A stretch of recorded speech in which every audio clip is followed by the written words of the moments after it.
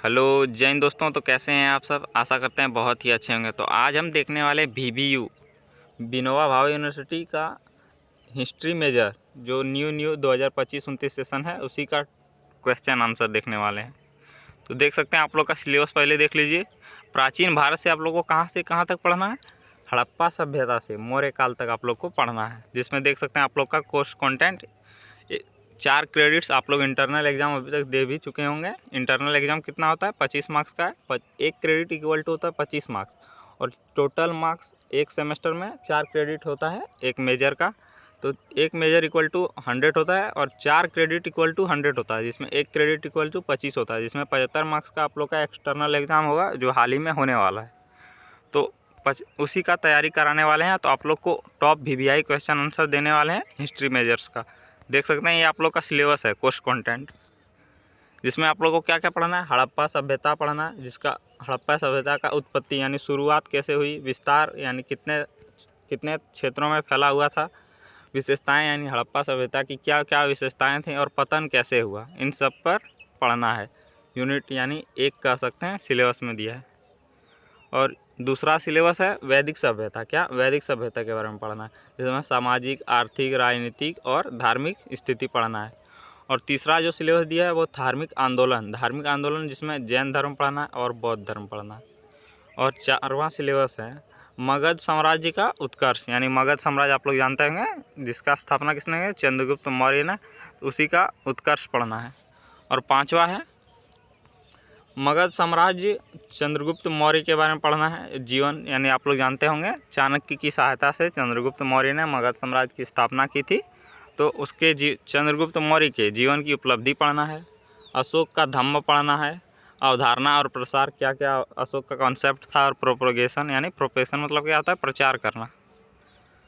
और यहाँ क्या है मौर्यन एडमिनिस्ट्रेशन, जिसमें नेचर, ऑफिसर्स एंड सोर्स पढ़ना है, यानी मौर्य शासन का स्वरूप, अधिकार एवं स्रोत पढ़ना है।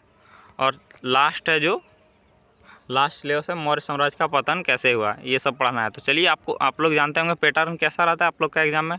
1 मार्क्स का 5 क्वेश्चन आता है, 1 मार्क्स का 5 क्वेश्चन आता है, और 5 मार्क्स का 2 क्वेश्चन आता है। कितना, 5 मार्क्स का 2 क्वेश्चन आता है, और 15 मार्क्स का 6 क्वेश्चन आता है। लेकिन आप लोग को बनाना कितना है, 4 ही। तो इसी प्रकार आप लोग को पैटर्न है। तो देखिए आप तीनों को जोड़िएगा तो 5, 10 और 15, सॉरी 60, कितना हो गया, 5, 10, 15 और 60 कितना हो गया, 75। इसी प्रकार आप लोग का पैटर्न रहेगा 75 मार्क्स का एग्ज़ाम जो आप लोग के कॉलेज में होगा। और 75 मार्क्स में कितना लिखना है, तो सॉरी 15 मार्क्स में कितना लिखना है आप लोग को, जैसा कि आप लोग जानते हैं इस प्रकार आप लोग को 2 साइड पेज रहेगा, जिसमें बीच में रहेगा इसी एक पेज 2 पेज। इसी प्रकार कितना लिखना है, 4 पेज लिखना है। कम से कम 4 पेज लिखना है, अधिक आप 6 पेज 7 पेज तक लिख सकते हैं, लेकिन कम से कम कितना लिखना है, 4 पेज लिखना है 15 मार्क्स में। और 5 मार्क्स में 1 पेज या 1.5 पेज भी लिखेंगे तो चलेगा। तो चलिए पहले क्वेश्चन करते हैं। देखिए पहले आप लोग को कैसे क्वेश्चन कराएंगे, जो आप लोग का देख सकते हैं यहाँ पूरा सिलेबस से 25 शॉर्ट क्वेश्चन कराएंगे, यानी 1 मार्क्स का जो आप लोग के एग्ज़ाम में आएगा।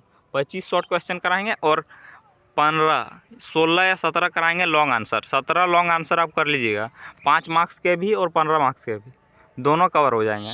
एक क्वेश्चन हो सकता है बाहर आ जाए, लेकिन 5 क्वेश्चन आएगा जो 15 मार्क्स का हो इसी से आएगा, और 2 क्वेश्चन जो 5 मार्क्स का आता है दोनों सब इसी से आएंगे। तो चलिए शुरू करते हैं ऑब्जेक्टिव क्वेश्चन यानी 1 मार्क्स का। तो पहला क्वेश्चन आप देख सकते हैं, पहला क्वेश्चन है हड़प्पा सभ्यता का काल लगभग कब माना जाता है। तो हड़प्पा सभ्यता का काल आप लोग पढ़े भी होंगे, 2500 ईसा पूर्व से 1750 ईसा पूर्व तक माना जाता है। हड़प्पा सभ्यता किस नदी घाटी में विकसित हुई थी, तो सिंधु घाटी, सिंधु नदी आप लोग जानते होंगे, सिंधु घाटी सभ्यता भी कहा जाता है हड़प्पा सभ्यता को। हड़प्पा सभ्यता की प्रमुख विशेषता क्या थी, तो नगर योजना, वहाँ की जो नगर योजना थी बहुत उन्नत थी, कह सकते हैं बहुत डेवलप थी। क्वेश्चन नंबर 4 है हड़प्पा सभ्यता का पतन का एक कारण क्या था, तो हड़प्पा सभ्यता का पतन का एक कारण प्राकृतिक आपदा। प्राकृतिक आपदा मतलब क्या हो गया, जो प्रकृति द्वारा बनाया गया कोई खतरा हो, जैसे क्या कह सकते हैं, बाढ़, भूकंप, ये ज्वालामुखी फूटना, ये सब क्या हो गया, प्राकृतिक आपदा है। 5वां क्वेश्चन है वैदिक काल को कितने भागों में बांटा गया है, तो वैदिक काल को 2 भागों में, प्रारंभिक और प्रारंभिक को क्या कहा जाता था, ऋग्वेदिक, और दूसरा को 2 भागों को बांटा गया था, जिसमें प्रारंभिक को ऋग्वेदिक और अंतिम को उत्तर वैदिक कहा था। तो आप लोग को बता देते हैं बढ़िया से। वैदिक काल को थोड़ा पहले पेज सफ़ा कर लेते हैं। देखिए, वैदिक काल को 2 भागों में बांटा गया, और वैदिक काल का समय काल क्या होता है? वैदिक काल आप लोग को बताते हैं 1500 ईसा पूर्व से। कितना? 1500 ईसा पूर्व से। 1500 ईसा पूर्व से माना जाता है 600 ईसा पूर्व तक। 600 ईसा पूर्व तक वैदिक काल माना जाता है। कितना? 600 ईसा पूर्व। आप लोग मैनेज कीजिएगा, 1500 से 600। लेकिन ऋग्वेदिक काल क्यों कहा गया इसको? ऋग्वेदिक काल 2 भागों में बांटा गया, जिसमें एक को कहा था ऋग्वेदिक क्यों कहा गया? किसमें? क्योंकि इसमें जो ऋग्वेद है उसी को लिखा गया था, तो इसके लिए इसको क्या कहते हैं? ऋग्वेदिक।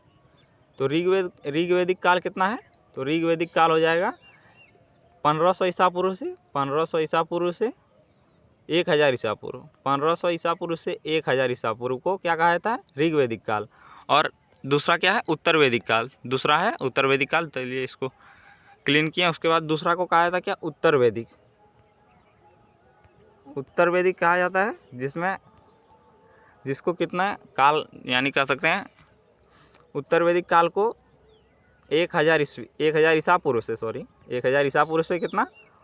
600 ईसा पूर्व तक बांटा गया है, यानी इसका काल निर्धारण किया गया है। उत्तर वैदिक का कितना? 1000 से 600 ईसा पूर्व तक। और ऋग्वेदिक का कितना बताएं आप लोग को? 15000 से 1000 ईसा पूर्व तक। आप लोग याद रखिएगा, पूछ सकता है एग्जाम में। क्वेश्चन नंबर 7 है, वैदिक अर्थव्यवस्था का मुख्य आधार क्या था? यानी पैसा कमाने का कह सकते हैं मुख्य आधार क्या था? तो कृषि था। क्या? कृषि। आगे बढ़ते हैं। क्वेश्चन नंबर 8 है, वैदिक धर्म का मुख्य देवता कौन था? यानी वैदिक धर्म का मुख्य देवता कह सकते हैं इंद्र था। कौन? इंद्र। जो वज्रपात पानी बरसाता है उसको क्या कहते हैं? इंद्रदेव। जैन धर्म के संस्थापक कौन थे? तो महावीर स्वामी। तो आप लोग जानते होंगे जैन धर्म के कितने 24 तीर्थकर थे। कितने? 24 तीर्थकर थे, जिसमें पहला कौन था? तो पहला था ऋषभदेव। कौन था? ऋषभदेव। आप लोग याद रखिए कौन था? ऋषभदेव। और 23वां और 24वां याद रखिए। 23वां था कौन? पार्श्वनाथ। जो हम लोग, अगर आप झारखंड में हैं तो आप लोग गए भी होंगे कहाँ? पारसनाथ पहाड़, जो पार्श्वनाथ के ही नाम से एकदम जाना जाता है। और 24वां कौन था? महावीर स्वामी, जो यहाँ दिया है। तो 24 तीर्थकर थे, तो महावीर स्वामी 24वें थे, 23वें पार्श्वनाथ, और पहले कौन थे? ऋषभदेव। आगे बढ़ते हैं। क्वेश्चन नंबर 10 है, बौद्ध धर्म के संस्थापक कौन थे? तो आप लोग जानते भी होंगे, बौद्ध धर्म के संस्थापक गौतम बुद्ध यानी महात्मा बुद्ध थे। बौद्ध धर्म का पवित्र ग्रंथ क्या है? तो बौद्ध धर्म का पवित्र ग्रंथ क्या है? त्रिपिटक। 3 ग्रंथ थे, जिसमें महात्मा बुद्ध के संपूर्ण जीवनी लिखा गया था। एक त्रिपिटक, एक सूत पिटक, एक विनय पिटक। 3 ग्रंथ थे, और तीनों ग्रंथ किस भाषा में लिखे गए थे? तो प्राकृत। किस भाषा में? प्राकृत भाषा में तीनों ग्रंथ लिखा गया था। जितने भी बौद्ध धर्म के ग्रंथ हैं सब किस भाषा में लिखे गए हैं? प्राकृत ग्रंथ में। और जैन धर्म के ग्रंथ किस भाषा में लिखा गया है? अगर पूछ लिए, जैसे कि जैन धर्म का ग्रंथ एक कह सकते हैं आहान। क्या है? आहान। वह किस भाषा में लिखा गया है? तो पाली। बौद्ध धर्म का याद रखिए प्राकृतिक, और जैन धर्म का क्या हो जाएगा? पाली। जैन धर्म का मुख्य सिद्धांत क्या है? अहिंसा है। मगध साम्राज्य की राजधानी कहाँ थी? तो पाटलिपुत्र। आप लोग जानते हैं। और पाटलिपुत्र का वर्तमान नाम क्या है? पटना, जो बिहार में है। मगध के उत्कर्ष का एक कारण था। तो मगध के उत्कर्ष का क्या कारण था? शक्तिशाली शासक वहाँ थे, जैसे कि कह सकते हैं चंद्रगुप्त मौर्य, अशोक और बिंदुसार। मगध का प्रसिद्ध शासक कौन था? तो मगध का प्रसिद्ध शासक कह सकते हैं अशोक। कौन? अशोक। क्वेश्चन नंबर 16 है, मौर्य साम्राज्य की स्थापना किसने की? तो मौर्य साम्राज्य की स्थापना चंद्रगुप्त मौर्य ने की थी। और किसकी सहायता से? चाणक्य की सहायता से। आप लोग सुने भी होंगे कहानी। चंद्रगुप्त मौर्य के गुरु कौन थे? तो चाणक्य। आगे बढ़ते हैं। क्वेश्चन नंबर 18 है, अशोक किस वंश का शासक था? तो मौर्य वंश का। ये तो इजी है। अशोक का प्रसिद्ध युद्ध कौन सा था? तो कलिंग युद्ध। कौन सा? कलिंग युद्ध। और कलिंग युद्ध को क्या कहा जाता है? राक्षसी तांगड़ी का भी युद्ध कहा जाता है। आप लोग याद रखिएगा। क्वेश्चन नंबर 20 है, अशोक का धम्म मुख्य उद्देश्य क्या था? अशोक का धम्म का मुख्य उद्देश्य नैतिक जीवन, यानी कोई खराब कार्य नहीं करना, उसी को क्या कह सकते हैं? नैतिक जीवन।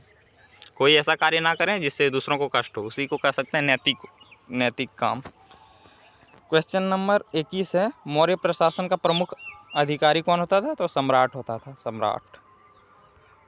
सम्राट यानी राजा ही कह सकते हैं। क्वेश्चन नंबर 22 है, मौर्य काल में जासूसों को क्या कहा जाता था? तो गुप्तचर कहा जाता था। मौर्य प्रशासन इसका प्रमुख स्रोत क्या है? तो अर्थशास्त्र है। जो कौन लिखा था? चाणक्य लिखा था।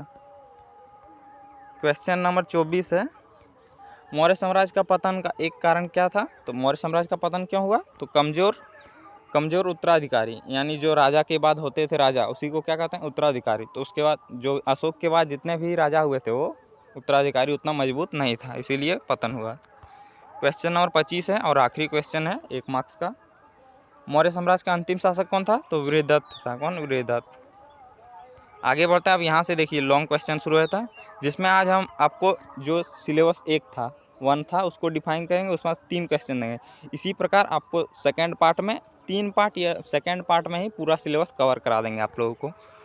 तो देख सकते हैं 3 क्वेश्चन लिए हैं, आप देख सकते हैं 3 क्वेश्चन लिए हैं, बस इतना ही कर लेना है। अगली बार जब पार्ट 2 लाएंगे तो आप लोग को पूरा सिलेबस करा देंगे, या कुछ क्वेश्चन छूट सकते हैं तो अगला पार्ट में कवर करा देंगे। इसी प्रकार आप लोग को क्वेश्चन कराते हैं। चलिए, तो पहला क्वेश्चन है क्या? हड़प्पा सभ्यता की उत्पत्ति और विस्तार का वर्णन कीजिए। यानी हड़प्पा सभ्यता का शुरुआत कब हुआ और विस्तार यानी कितने अधिक क्षेत्रों में फैला, तो उनका वर्णन करना है। तो चलिए बताते हैं आप लोग को। तो चलिए आंसर डिस्कस करते हैं। तो देखिए आप लोग का आंसर है हड़प्पा सभ्यता, जिसे सिंधु घाटी सभ्यता भी कहा जाता था। तो आप लोग जानते होंगे हड़प्पा सभ्यता को सिंधु घाटी सभ्यता कहा जाता था। क्यों कहा जाता था? क्योंकि यह सिंधु नदी के किनारे विकसित हुई थी, इसलिए सिंधु घाटी सभ्यता भी कहा जाता था। विश्व की प्राचीनतम नगरीय सभ्यताओं में से एक थी, यानी विश्व की जितने भी प्राचीन सभ्यताएं थे उनमें से सबसे प्राचीन सभ्यताओं में से एक थी। इसकी उत्पत्ति लगभग 2500 ईसा पूर्व, यानी आप लोग को बताएं ईसा पूर्व में क्या होता था? समय घटता था।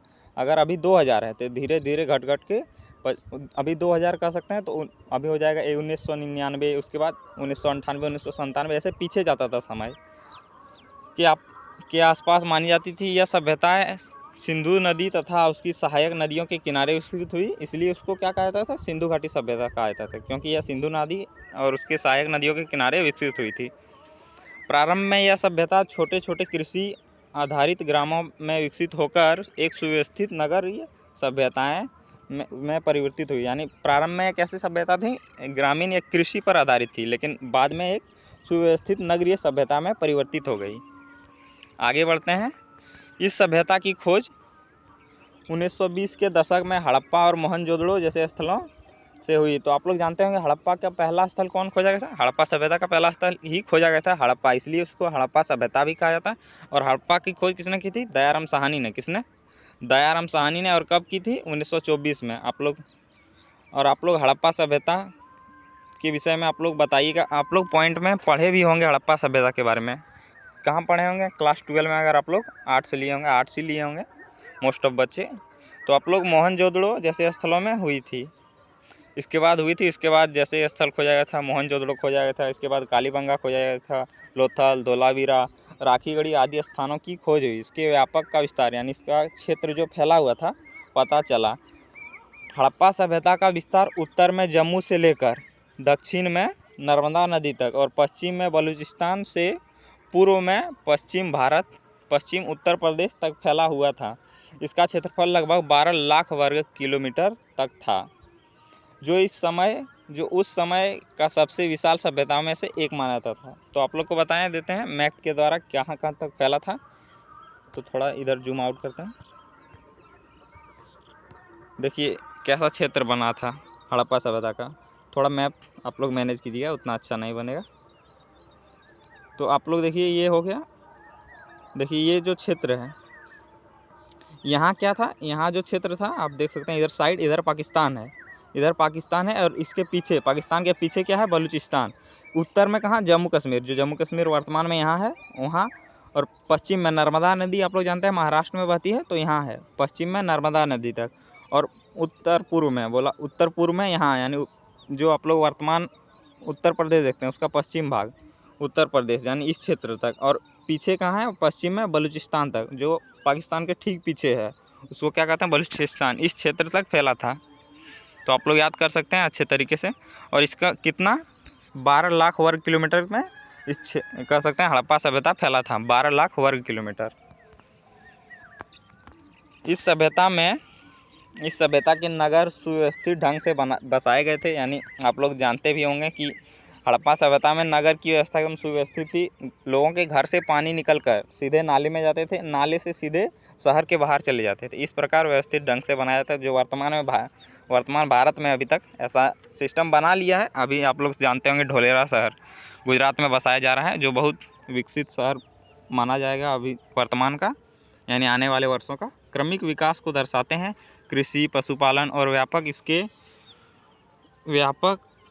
इसके विकास के मुख्य आधार थे। लोग मेसोपोटामिया जैसे दूरस्थ क्षेत्रों से भी व्यापार करते थे, यानी मेसोपोटामिया से भी व्यापार करने आते थे।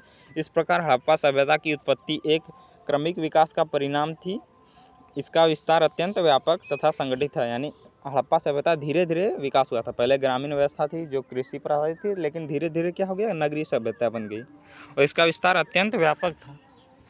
आगे बढ़ते हैं। दूसरा क्वेश्चन है, हड़प्पा सभ्यता की प्रमुख विशेषताओं का वर्णन कीजिए। तो चलिए बताते हैं हड़प्पा सभ्यता की कौन कौन सी विशेषताएं थी। तो चलिए शुरू करते हैं। हड़प्पा सभ्यता की विशेषताएं इसे विश्व की अन्य प्राचीन सभ्यताओं से अलग बनाती थी। वो कौन कौन सी विशेषता थी? तो इसकी सबसे महत्वपूर्ण विशेषता इसकी उन्नत नगर योजना थी, यानी जो नगर बसाए थे तो वो बहुत डेवलप था, कह सकते हैं उस समय काल के दौरान। शहरों को ग्रिड प्रणाली में बसाया गया था, जिसमें सड़क एक दूसरे को समकोण पर काटती थी, यानी जैसे सड़क इस प्रकार बनाए गए थे, इस प्रकार, यानी ये क्या हो गया, जो सीधा लाइन होगा, सॉरी सीधा नहीं बना पाए, तो ये जो काट रहा है आप देख सकते हैं, ये 90 डिग्री पर काट रहा है। कितना? 90 डिग्री पर। इस तरह बसाया गया था। यह योजना अत्यंत वैज्ञानिक और व्यवस्थित थी, यानी वैज्ञानिक आधार पर थी और व्यवस्थित थी, मैनेज कर सकते हैं।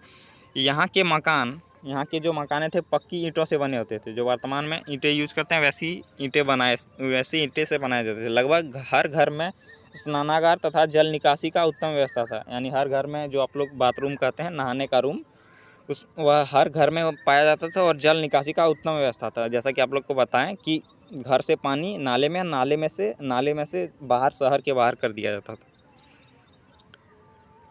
उसके बाद यह उस समय की सबसे उन्नत स्वच्छतम प्रणाली मानी जाती है, यानी उस समय काल के दौरान सबसे उन्नत प्रणाली मानी जाती थी। मोहनजोदड़ो का महान स्नानागार इसका उत्कृष्ट उदाहरण है, यानी यह एक विशेष कह सकते हैं महान स्नानागार।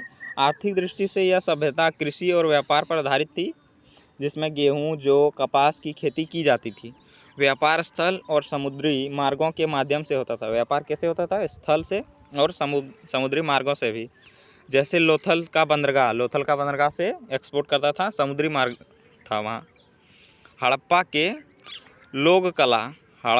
लोग कला और शिल्प में भी निपुण थे, यानी हड़प्पा के लोग कला में भी, आर्ट में भी और शिल्प यानी कुछ चित्र बनाने में भी निपुण थे। वे मिट्टी के बर्तन, आभूषण और मूर्तियाँ भी और मुहर भी बनाते थे, यानी उन सब में निपुण होने के कारण वे क्या बनाते थे? मिट्टी के बर्तन बनाते थे, आभूषण बनाते थे, मूर्तियाँ और मुहरें बनाते थे। धार्मिक जीवन के प्रमाण सीमित हैं, लेकिन मातृ देवी की पूजा और पशुपति जैसे आकृतियाँ मिली है। इससे पता चलता है कि वे प्रकृति की पूजा करते थे, यानी पेड़ों पौधों की पूजा करते थे। उनकी लिपि अब तक पढ़ी नहीं जा सकी। इस प्रकार हड़प्पा सभ्यता एक अत्यंत विकसित, संगठित और वैज्ञानिक सभ्यता थी। उसकी लिपि जो आप लोग जानते होंगे, हम लोग लिखते हैं किस प्रकार? बायां से लिखते हैं, इस प्रकार बायां से दायां लिखते हैं। लेकिन जो हड़प्पा सभ्यता की लिपि थी वो किस प्रकार लिखी जाती थी? वो सब दायां से लिखते थे, ऐसे दायां से। इसी प्रकार उसको अभी तक नहीं पढ़ा गया, वर्तमान तक। और तीसरा क्वेश्चन और आखिरी क्वेश्चन आज का होने वाला है, जिसमें हड़प्पा सभ्यता का पतन किस कारणों से हुआ उसके बारे में पढ़ेंगे। तो क्वेश्चन नंबर 3 है, हड़प्पा सभ्यता के पतन के कारणों की व्याख्या कीजिए। तो हड़प्पा सभ्यता का पतन लगभग 1900 ईसा पूर्व के आसपास प्रारंभ हुआ। इसके पतन के कारणों के विषय में इतिहासकारों के बीच विभिन्न मत हैं, यानी मतभेद हैं। कोई कुछ कहता है, यानी स्पष्ट कारण अभी तक पता नहीं है। क्यों नहीं है? क्योंकि उत्खनन करके पता किया गया है। उस समय का कोई से कह सकते हैं ग्रंथ मिला है, लिखित ग्रंथ नहीं मिला है। प्रमुख कारणों में प्राकृतिक और लिखा ग्रंथ मिला है, तो लिपि मिला है जो दाईं से बाएं, और अभी तक वो पढ़ा नहीं गया है। प्रमुख कारणों में प्राकृतिक, आर्थिक और पर्यावरणीय कारण शामिल है, यानी प्राकृतिक कारण से कोई कहते हैं भूकंप से, आर्थिक कारण यानी पैसों की कमी हो गई, कोई कहते हैं पर्यावरण कारण या भूकंप या सुनामी के कारण इन सभ्यता का पतन हो गया। सबसे प्रमुख कारण प्राकृतिक आपदाएं मानी जाती हैं, यानी प्राकृतिक आपदाओं के कारण सबसे प्रमुख माना जाता है सिंधु नदी में बार बार बाढ़ आने से नगरों की भारी नुकसान हुई। यानी जो आप लोग को बताएं, हड़प्पा सभ्यता सिंधु नदी के किनारे बसी थी, इसी के कारण वहाँ बार बार बाढ़ आती थी, इसी के कारण वहाँ भारी नुकसान हुआ। मोहनजोदड़ो में बाढ़ के कई स्तर मिले हैं, जो इस बात का प्रमाण है कि इसके अतिरिक्त जलवायु परिवर्तन भी एक महत्वपूर्ण कारण था, यानी क्लाइमेट चेंज हो गया था। समय के साथ क्षेत्र में शुष्क होता गया, यानी जो कह सकते हैं गर्मी बढ़ता गया, जिससे कृषि पर प्रतिकूल प्रभाव पड़ा, यानी कृषि पर उतना कृषि उपजाऊ नहीं होने लगा। नदियों के मार्ग में परिवर्तन का एक बड़ा कारण था घग्गर हकरा नदी के सूख जाने से उस क्षेत्र के नगरों का अस्तित्व समाप्त हो गया। यानी जो ये नदी है घग्गर हकरा, ये नदी के जो सूख जाने से उन नगरों का अस्तित्व समाप्त हो गया। कुछ इतिहासकारों का आर्य आक्रमण को भी कारण मानते हैं, यानी कुछ इतिहासकार क्या मानते हैं कि आर्य आक्रमण हो गया था सिंधु सभ्यता पर, तो इसी के कारण, लेकिन इसके पर्याप्त प्रमाण नहीं मिलते हैं, यानी जो आर्य आक्रमण के बारे में पर्याप्त प्रमाण नहीं मिलते हैं, तो इसको पतन का मुख्य कारण नहीं माना जाता है। आर्थिक कारणों में व्यापार पतन शामिल है, आर्थिक कारण जो है उनमें व्यापार पतन शामिल है। व्यापार में गिरावट आने से आर्थिक व्यवस्था कमज़ोर हो गई, अंततः लोग छोटे छोटे गाँव में बसने लगे और नगरीय जीवन समाप्त हो गया। यानी लोग फिर से क्या करने लगे, छोटे छोटे गाँव में बसने लगे और नगरीय जीवन समाप्त हो गया। इस प्रकार हड़प्पा सभ्यता का पतन उन अनेक कारणों के संयुक्त प्रभाव का परिणाम था। यहाँ ही आंसर खत्म हो गया, यानी हड़प्पा सभ्यता का पतन हुआ। आज तक अभी तक पता नहीं चला क्या उसका मूल कारण क्या था, जो इतिहासकारों ने मत दिया है कि ऐसा हो सकता है, ऐसा हो सकता है। इसी प्रकार आप लोग भी बना के लिखिएगा, पॉइंट में लिखिएगा, अच्छा दिखेगा। और आप लोग जल्दी कमेंट कीजिएगा कैसा लगा, और आप लोग पार्ट 2 कल या परसों अपलोड कर देंगे, तो आप लोग चैनल को सब्सक्राइब कर दीजिएगा। आपकी मन है, आप कर भी सकते हैं या नहीं कर सकते हैं। तो मिलते हैं अगली वीडियो में। जय हिंद।